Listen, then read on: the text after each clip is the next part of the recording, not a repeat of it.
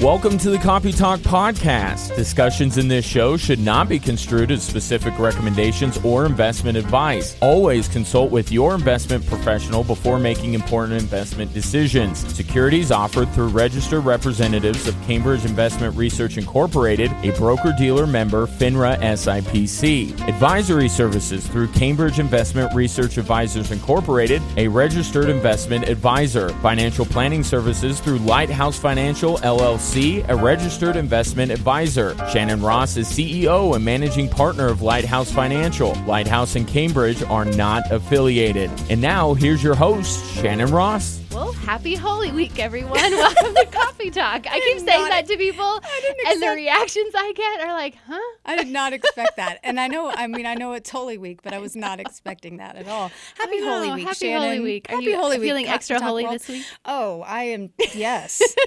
I'm riding on a holy cloud. Like Easter is coming yeah. up. Good Friday is Yes. tomorrow. I So know. Today's Maundy Thursday. That's right. Mhm. It is. So hopefully everyone's having a good week. We are. Yeah, we are. You look very springy today. I did the spring thing yesterday, and I walked out of my house not realizing that it was like 35, and I had no coat. I was all in my spring clothes. I was like, oh. So and we today got I went snow back to flurries black. yesterday. I know.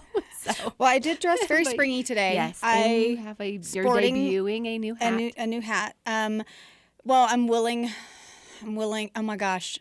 For those of you who don't live in Colorado, we are getting winds. We live in a wind tunnel of right a now. million miles an hour. And I mean, truly, the other day we had an alert for 90-mile-an-hour winds. Yeah. Like this, Like everybody we stay say, home. it's not for the faint of heart. Yeah, We everybody do a stay lot of home. weird 90 stuff. I'm a kind of a wee little person. 90 miles an hour will blow me over. So because I have really been complaining about our state lately, Now you feel I'm sorry. guilty and you're supporting it. I've got 3 new Colorado hats. I'm debuting this one. The other 2 will be coming. They're all bright. They're very springy. I'm sure all the Coloradan listeners Trying will to be very change. I know nobody appreciative. cares but me. I'm trying to change my attitude. Right? That's good. I don't want to be a curmudgeon. Isn't that I what you always know. say? Yes. She calls me I a curmudgeon do. when I complain well, a lot. You know, I have a couple avid Stop it. complainers in my life, and so Notice it she doesn't say doesn't one of them change wasn't me. anything. No, I don't say who it is. myself and someone you love dearly, in addition to me, we hate the wind. Oh, We hate. First of all, I feel like I'm getting beat up every time I go I know. outside. Like I want. well, I'm it's funny because the other person who complains about it daily in my life is like, I think it makes me short of breath. I think it and there's like symptoms Really? to it. So I'm like, Oh. well, I don't know about That's that. pretty but okay. psychological. I know. There are actually psychological studies out there that wind does not do well with people's mental health. So if you struggle with anxiety or things of that nature, that it does ramp it up. So, and I See? so if anyone's actually extra stressed this week, let's just blame it on the wind. 'Cause yes, think I it might agree be with that. contributing factor. Well, and So. maybe this is why I told Dave. Was it this morning? Yesterday, I'm like, and this is why we should move to Scottsdale. I Big sent fan you a of house Scottsdale. for your little donkeys. It's a fixer-upper, but it has donkey land in Well, Scottsdale. my donkeys That's would hard to love that find. house. The rest of me, the rest of it, It's a fixer-upper. and for that much money, Yeah. it doesn't get you far. I know. But you know what? I think we should I all think we pool our should try. resources and just start a commune. Hey, That's we the can only way buy we can afford to acreage, live put a there. couple trailers on it. That's really all. I'd rather nice weather. Just my So- donkeys. Yeah, I just have to take my donkeys. I know we keep talking about Scottsdale because that's where we went on our girls' trip a couple weeks Yeah, if ago. you didn't listen to last week, that's where we went. I know. I do miss it, but It was we're back at it. warm. There was no wind. was There are great. flowers You're- that look fake. I'm sorry, I'm not talking to my That's true. microphone. You can fuss at me. Last week, Ryan got onto me. Right here on the, yeah. It's fine. But yes. Okay, sorry. What are we talking about today? I know Well, I'm- we're continuing our series of Inflation Nation, and we're Yes. also talking about surviving inflation. Yeah. The latest reports I grabbed this week, inflation is up even from 8% to 8.5%, 40-year high. We were, our show last week was the kind of introduction to this. We're talking interest rates, we're talking inflation, we're talking all of the things, the hardships out there right now. And we also talked a lot about credit card debt, because when you talk about inflation and interest rates rising to combat inflation, I was thinking about this on the way here. And there are, a high percentage of people who live with just massive credit card debt. Yeah. And you think about what people are having to pay more at the gas station and at the grocery store and every single thing that there's no studies on it yet, but I can't even imagine how much more percentage-wise is going on to credit cards right now because people can't make it otherwise. That's right. And so I know that you brought some extra tips. I did. Because reintroduce kind of what you spent a little time on last week, because I think it was really helpful for a lot of our audience members. I hope so. If you didn't get a chance to listen to last week's show, listen to it. But as a quick recap, last week I mentioned how much credit card debt my husband and I used to be in, and it was a lot. Like, this was not a small amount. Sure. It was a lot amount. And so one of the things that I did, that one of the most impactful changes that I made in order to get out of debt, was to begin to look for zero balance card or zero interest and zero balance transfer cards, which I didn't say balance transfer last week, which I wanted to bring clarity this week, because you can find 0% interest cards, which are great. But if you're wanting to work on getting out of credit card debt, when you have revolving debt on a credit card at a high interest rate, and they're high, 16 to 25%. I had one that was at 29% once. That's insane. Gosh. Which means I'm never going to pay that off unless I come into an unreal amount of money, which good on you if you do. Sure. Chances of that, it didn't happen to us. It takes time. You got to chip away at it. So that's one of the things we did, is I would take balances and transfer them to 0% cards. I would consolidate cards. So one of the things that I wanted to, I literally Googled this yesterday. 0% balance transfer cards for 2022. You've got a Bank of America card that's offering one. Pay attention. This is for 18 billing cycles, so this is an 18-month one. A 0% intro APR and balance transfer. You pay a small fee, but it's nothing what you're paying in interest right now. There's a Citibank one. There's two Citi Diamonds, Citi Simplicity. There was a Discover one that I found, a U.S. Bank, Bank of America. I mean, if you see me right now, if you're watching us on YouTube, I have page after page after page. Sometimes your credit score can affect how many months you get, but there are so many of these out there. So if you have the MasterCard, if you have revolving credit card debt on a card that has an interest rate on it, I don't care even what the interest rate is, you don't want to pay more money than you have to. Sure. This is not a difficult process. Google these. There's links you can click on any of these cards that you want to pick. If you have multiple cards, you may need to do multiple of these, and find these 0% balance transfer cards. Absolutely. And I find it interesting. See where it says credit excellent to good. That's for the full offer, but that doesn't necessarily mean that doesn't exclude you if you only have moderate. Right. And we're going to spend some time on this show talking about credit scores, because what they are, why it's important, because it is directly linked to what your finance rate is going to be on nearly everything. Everything. Anything you finance, and even more than just your finance life. For the rest of your life. And so it does. And it's something that's, again, we like to focus on the show on things we can empower you to do. So it's something that you can work on. I was actually, I spend $29 a month to get the LifeLock service because, we've all had our identity stolen one time or another. Not that I know of. Last year, I had someone file unemployment under my name. So I mean, it's that. only, and I have 3 different companies, and they did it for all 3 companies. I'm like, is this person stalking me or what's going on? 'Cause it took some effort.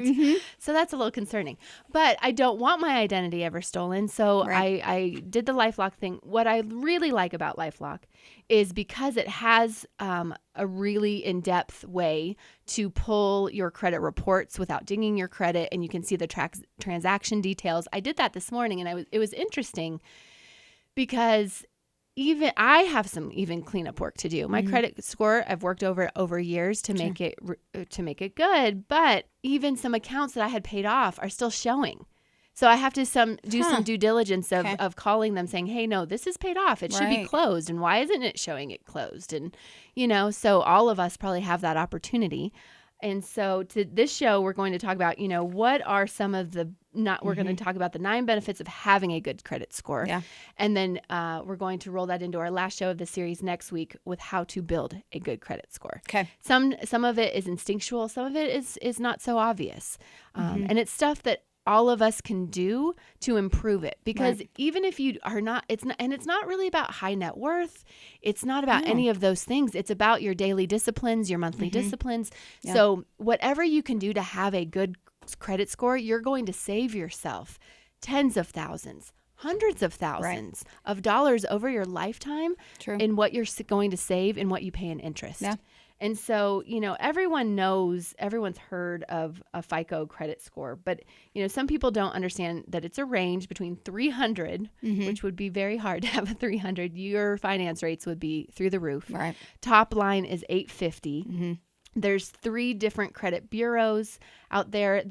They all report similar things, but they look at it a little differently, which is why when your credit is, quote, pulled at a car dealership or when you're getting a mortgage or what have you, they pull all 3 and they usually take an average of the 3 because they look at it a little differently. So what's exceptional? Exceptional, according to FICO, is 800 and above, so 800 to 850. Very good is 740 to 799. Although I have found, especially recently, some people say anything over 716 or even over 700 is considered very good these days. So, don't take this as gospel.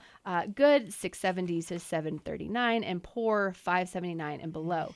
So it's worth it. And you could, there's a website called freecreditscore.com. You can pull your credit report, know what it is, and know what the transaction details are, because that's going to be your roadmap on what things are accurate and maybe what things are not. How many times, I'm sure in our audience out there, how many times have you done that and you're like, what is this account? Right. That's not my account, and you can identify fraudulent accounts. It really gives you, you could have negative credit information on your impacting your credit score that isn't yours, is what you're getting at. So that's why you need to look at it occasionally to make sure there isn't anything on there that's I remember in my 20s, there was something hindering my credit from some pet insurance that I had canceled, but they didn't process it correctly. I was like, pet insurance, so something as stupid as that can go to and if anything goes to collections, that really is where it tanks. So you definitely want to know what it is, know what yours is. And I think it's important to understand how it's determined. Like, what is the weighting process? What are the factors that go into a credit score? Because it's something I wish they would have, honestly, like topics school in high school to teach us these things. They don't. I don't think they even do nowadays. It's like life learning only. Teach me how to bank appropriately, how to balance a checkbook, how to establish credit out of high school and not out of college. Like these practical life lessons, I feel like could have come in handy. And I have a question before I forget, because my memory. Okay, why is it, and I know maybe you're going to get to this and I may be jumping ahead of you, but why is it that every time they run your credit, so this always bugs me, right? So if you need something, whether it's credit card or you're applying for something that you actually need, and it dings your credit when you check your credit. I find that so unfair. I know. I think it's like being penalized to ask if you can finance for something. I know. I'm just trying to find out. And and they don't really give an explanation as to why, but I think they're saying, if you're going to constantly be needing to borrow money, we're going to continue to, and it only dings at maybe 5 points. It's not very much, but you need to know if you are going to buy a car. Are you going to, let's just talk through the different options and don't pull anything until I'm serious. And that was a lesson, again, I learned in my 20s. You go in not knowing, and I remember let's pull your credit, see what kind of finance. Way before I was even going to purchase it, and so it didn't dawn on me to. They want to know if they should spend their time with you. That's what it is. That is absolutely what. And my 25-year-old self, I have no idea. I'm like, sure, and then I don't get. I'm like, what? They work on commission. They're like, is this worth my time or not? I know. The Jeep dealership in Scottsdale. See, but it dings you, and that always bugs me. I know. I know there's maybe a good reason to it, but I know. And I know there's difference between hard inquiries versus other inquiries. I know there's hard inquiries. Well, probably the amount it dings it. If they pull credit at all, it will affect it negatively for a short time. I don't, and I couldn't find any real good information as I looked to for the that timing too. of things. I paid off 2 accounts showing up on mine in the last 3 months, and they're still showing on there. So I don't know the timing of how long does it typically take to fall off? I don't know. Not 2 to 3 months. You wouldn't think so. I thought it was 7 to 10 days. Yeah, so I don't know. You need to get on that. I know, right? But then if you get onto it, I think it dings your credit. I know. Even when I was looking at it, I'm like, is looking at it affecting it negatively? You can't stare at it. it just starts You've got going 15 down. seconds to do this before it gets another point. Like It's that's a ticking what I mean. time bomb. I know. So before we go over the benefits of having a good credit score, let's go in the components because I think it's important to know. It's not this elusive process. It has some facts behind it. Okay. So the number one weighted part of determining what your credit score is, this calculates to about 30 to 35%, is your payment history. Okay. Which this is the most logical to me. If you pay your bills on time, you're rated higher. Right. And this is definitely one of the most important factors. And it's also the longevity of paying your bills on time. So we have some, of my college listeners out there, they have low credit scores maybe just because they haven't established enough payments. They don't have a utility bill yet. They don't have their own credit card yet. And it's hard to get that first one. It's like chicken or the egg. Hello, I need a credit card to establish credit, but you won't give me one because I have no credit. So it wasn't hard when we were young to get a credit card. I feel like people threw credit nowadays, cards at me. I think coming out of 2008, banks got a lot more strict. That's why I had so much credit card debt. Like, look, it's free. There's this plastic card. Did you used to go to the mall and like always get new credit cards at stores or anything like that? Well, yeah. They're like, did you know that if you open this card, you're going to save 20% today? Sure. It's like free money. That's so funny. I was an idiot. But anyways. Well, we all learn. Again, they should teach us these things in high school. Yeah. Okay, so that's the first thing. Okay. Second thing is a credit utilization ratio. This is a little bit more complex. So it's the amount of revolving credit you're actively using compared with the amount of credit available to you based on your credit card limits. So the lower the ratio, basically, the higher the limit on a card and the less you use it will help you here. Okay, so I was going to speak to this because when I was moving things to a 0% card, I would keep, now this takes some discipline if you're trying to get out of credit card debt, but when you get desperate enough, I would keep, I would hide the cards from myself, or I would get rid of them. Truly. But I would keep the line open once I paid it off. Okay. Because what you don't want, because when I tried to also consolidate down, remember I told that last week, consolidate debts down to one card, I would keep some open because I don't want to just have one card at, let's say, 15,000 limit and it's maxed out and that's all I have. Because I was told by somebody at some point, maybe it was Dave Ramsey, I can't remember, but that was not so good. Dave, if I just misquoted you, I'm sure you're not listening to the show, but I didn't mean to. Somebody told me. I took your course. But I don't want to get in trouble. Yeah. But I was told to keep some open because then I've got, okay, let's say it's 10 on each card. Now I've got 3 cards at 30 grand that I'm not using, not touching, but I have available, and I only have less than 30% of my total credit limit on this other card over here because they're looking at your total credit. And you're right. Someone told you, because it should be under 30, ideally under 10%. Yes. So, and then as I paid that one card down, it did get under 10%, but I left them open. Again, hide them from yourselves or give them to somebody who will hide them from you. You can even cut it up. The card's still active, right? You can still do that, and you have that revolving option. And when I looked at my transaction details, because I like simplicity more so than anything, so I use one credit card. And that was actually one of the things that takes a couple points from me is that my revolving line, that ratio is too high because I use one, I have a line on one, that's it. Well, when you get miles, which is that's so what dumb. Well, that's what we do. We use one. Well, minus the one for David's business that we use a lot, but we use primarily one for everything. Well, because miles and points. Sure, hello, no doubt. That's how we get to travel. Yeah, that pays for our hotel. I know. So apparently that's bad. I know. I know. Okay, so let's do next. Number of accounts. So credit scoring models look at how many credit accounts you have open and how many balances you carry. So isn't it the balances it carries is the bigger thing, right? Yeah, it is. Yeah. So it's better to have more accounts that don't have a balance than ones on which you do carry a balance. Yes, which we just talked about. So stay under 10%, have a few more cards than maybe you want, but keep the balances on those low. And but if you're listening to us, do not go run out today and apply for 5 credit cards because they'll also ding your credit if you do it multiple times in one day. This is a dance, people. Like, it is. It is. It feels like, like bumper cars of like how Hobby Talk told us to go out and get 50 grand worth of credit cards. To only use 5 grand. But hear us. This could get ugly, but that's not what we're telling you to do. That's not. But it's important to know, what they're looking at. Okay, the next, credit history. So most scoring models in the 3 credit houses also look at how long you've been actively using credit, this is again where the youngins out there have some trouble out of the gate, because they look at the average age of your open account. So the longer you have credit history, the better it is for your score. And you can't do much about that one just because it's a timing thing. All right, credit mix. So once again, go run out and get one. Just kidding.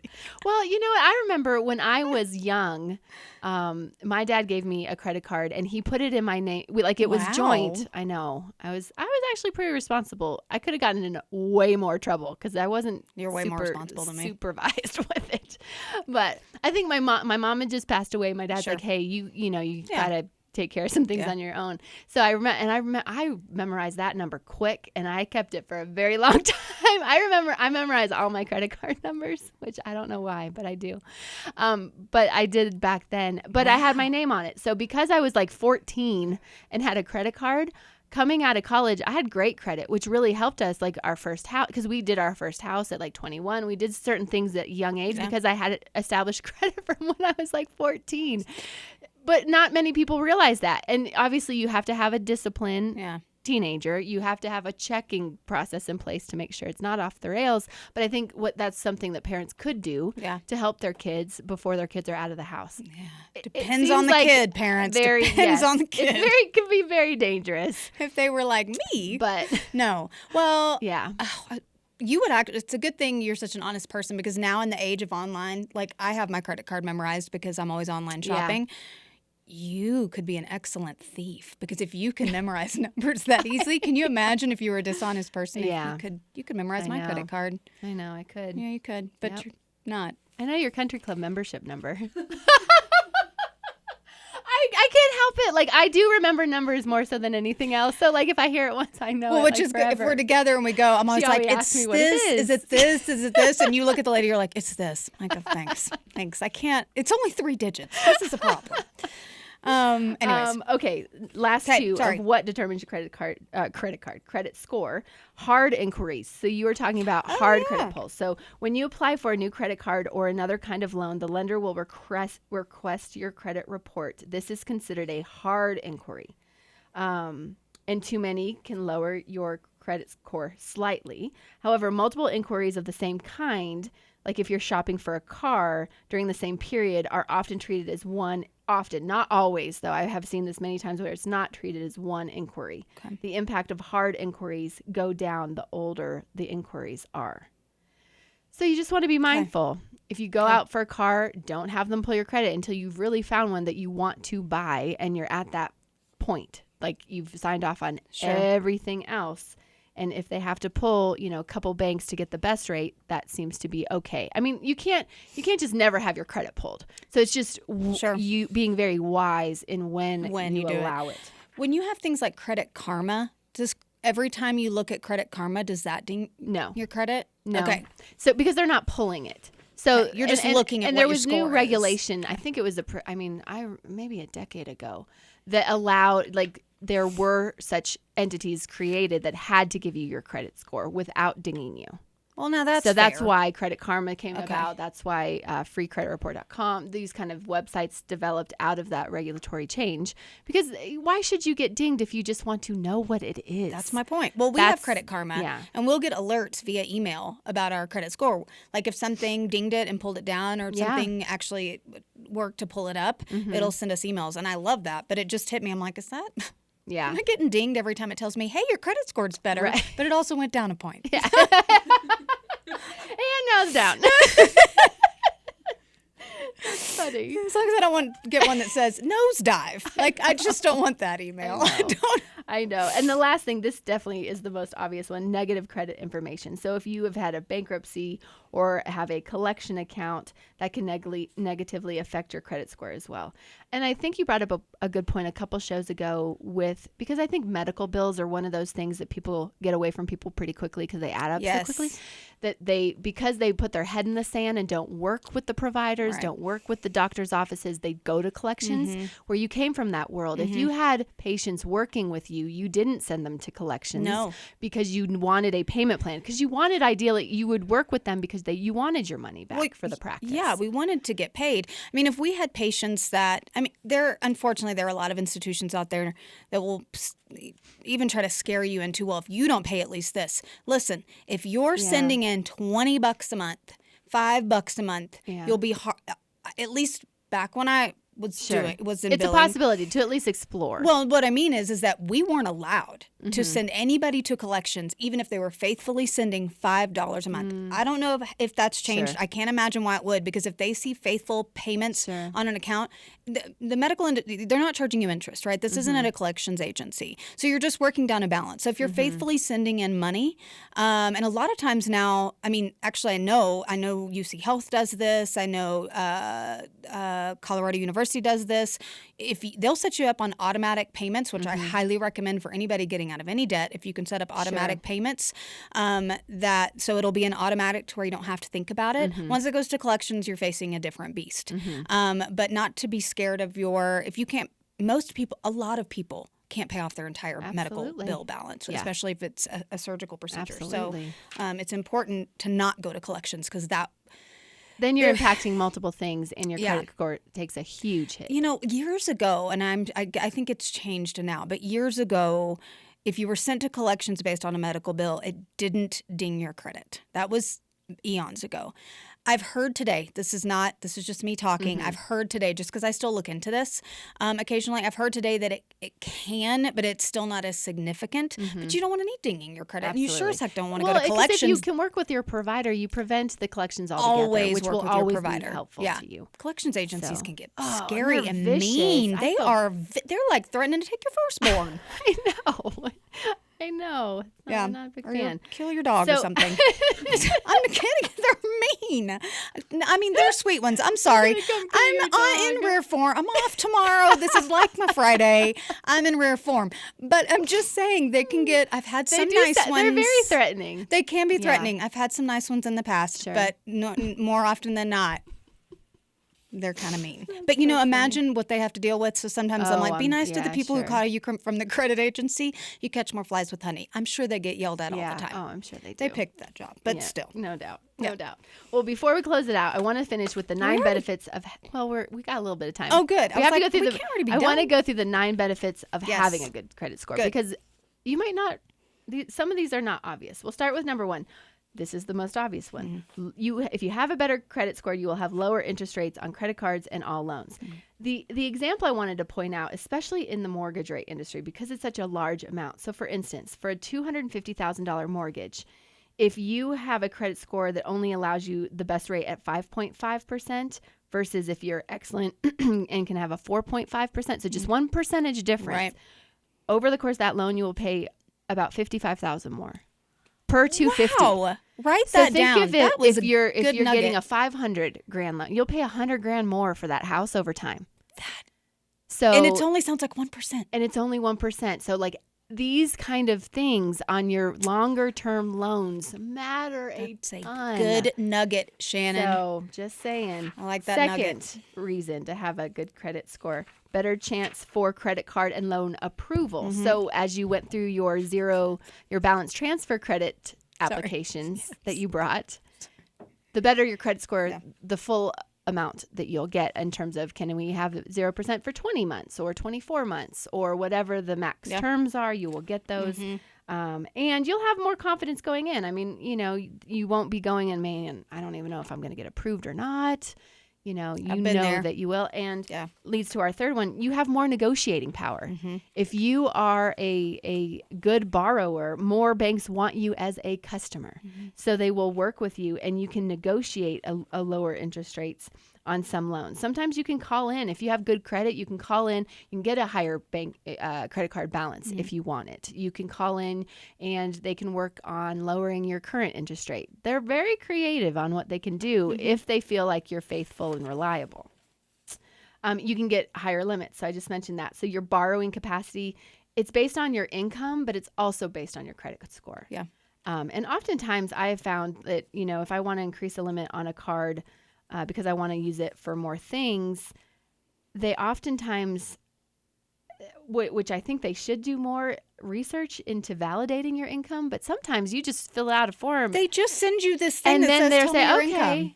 So they have, my guess is they're looking at something else that we don't know about. Are they? But I don't know. Or they just want you to rack up credit card debt. I don't know. I mean, I'm honest. I put the right number in. But there are certain people that probably don't. You think? They're trying to get like a 50,000 credit limit. They're like, I'll make $1 million. And there's no validation. No. So that kind of confuses me. Yeah, I don't understand that either. Their own. Yeah. All right, next one. Easier approval for rental houses and apartments. Yep. We talked about this last show. Right. With apartments, at least in our market, I think with the real estate boom across the country, getting affordable apartments is very difficult these days, where most tenants are experiencing, even in their lease renewals, a 20-30% increase. Yeah. And so if you have good credit, they're going to work with you before they give your apartment away to someone else. So because they know you're reliable, and you will have a better time going through their tenant screening process. So very important. Better car insurance Okay, this rates. surprised me. I can understand the apartment one. They want to know if you're going to be faithful, pay your da-da-da. I get it. This one shocked me a little bit. The car insurance rate. I'm like, well, that feels a little unfair. I know. Some people have bad credit scores that, unlike me, that are not good drivers. Well, but it doesn't mean they're a bad driver. But also, it may not be entirely their fault. My issues were my own fault, right? But there are bad things happen in life, right? Things happen, bankruptcies, what have you, that you couldn't prevent. And so, I mean, are you going to hit them at their car insurance too? I just think that that's they look at you as more risky to insure, which is because you have a bad credit score. They don't seem in the same universe to me, but whatever. No, it's fact. So I don't like this one. I starred this one and said this was next one bogus. To get a cell phone on a contract with no security deposit. So because everyone, it's funny that cell phones are like the last item to go on an expense sheet. Like I'll see people living in a tent who still have a cell phone. Like they don't care about anything else, but they care about that dang phone. You got to communicate. So everybody needs a phone. How are you going to know if you got a job without a phone? Totally. Yeah. And, certainly there's pay-as-you-go plans, but for, usually the main cell phone carriers, they definitely pull your credit. They even pull your credit depending on the price of the device you want to get. Of course they do. Uh-huh. And so it matters. And we all know this from all of our line items. My cell phone bill for my family is probably the 5th highest bill that we have. Because, I've got 3 kids with one and 2 lines, 1 husband and 1 is mine. And that it's a was lot. So good. We're not slipping by that one. And nobody's editing that out. That stays in the show. That's funny. Well, I really don't. Was that a little Freudian slip there? No, is there something really not. Okay, that was fun. All right. Okay, next one. Avoid security deposits on utilities. This surprised me too. Once again, Which I don't think this is fair. Dollars. I know. I don't think this is fair. People struggle. They have a hard time. They need a leg up. They need a give a hand. Now you're gonna knock them because their credit score's bad too, and make them charge them more for insurance. I mean, it's like you're in a hole already. And now you're getting charged more just to live. I know. Okay, cell phones and stuff aside, loans and stuff aside, we're now going to ding you at your car insurance level, your utility your light level, bill, and your gas bill. Why just charge and... them more for food too, and they check out at the grocery store. No, it's not right. I got a little sour when I read through these. Got a little sour. Changes that. I don't like this one. I know. I don't even say this one. Well, and it's funny. The 9th and final one is bragging rights. Who brags about having good credit? Well, I tape mine to my front of my shirt when I walk around. That's just dumb. I hate this one. Do you know what your credit score is? I mean, I have a good idea because I always get the updates from Credit Karma. Yeah. That's good. Yeah. So know what it is. I pulled mine this morning because I hadn't pulled it in a while just to know. And I was like, okay, great. And that's when I found those 2 accounts that need to be closed. But, so you don't brag about your credit score, but do some things about it. We're going to spend time next week really getting granular in what to do. So we wanted to lay the framework today of what is making your credit score, what are some of the benefits of having a good credit score, what is considered a good credit score, and then next week, what to do about it. Well, we need the how-to. A lot of these things are in your control.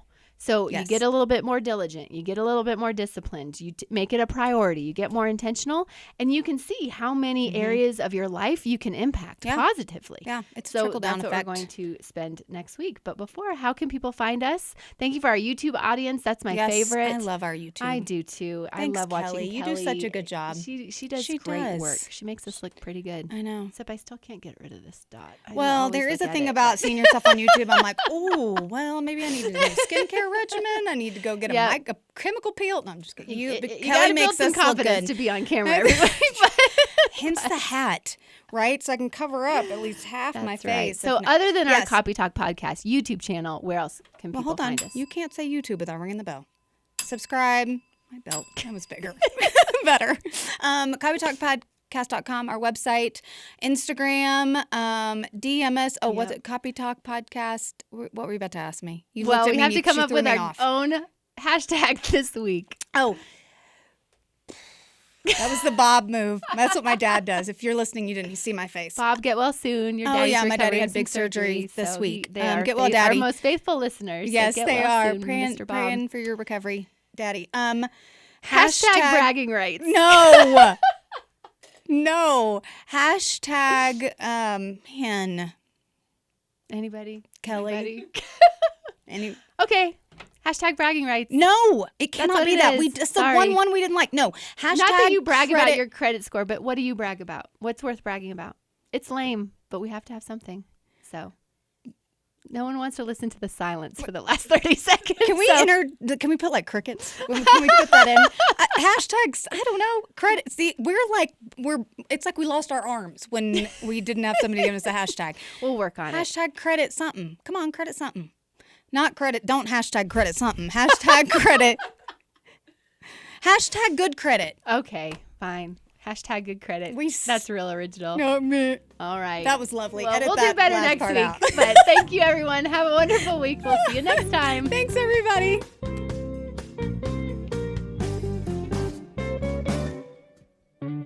Discussions in this show should not be construed as specific recommendations or investment advice. Always consult with your investment professional before making important investment decisions. Securities offered through registered representatives of Cambridge Investment Research Incorporated, a broker-dealer member FINRA SIPC. Advisory services through Cambridge Investment Research Advisors Incorporated, a registered investment advisor. Financial planning services through Lighthouse Financial LLC, a registered investment advisor. Shannon Ross is CEO and managing partner of Lighthouse Financial. Lighthouse and Cambridge are not affiliated.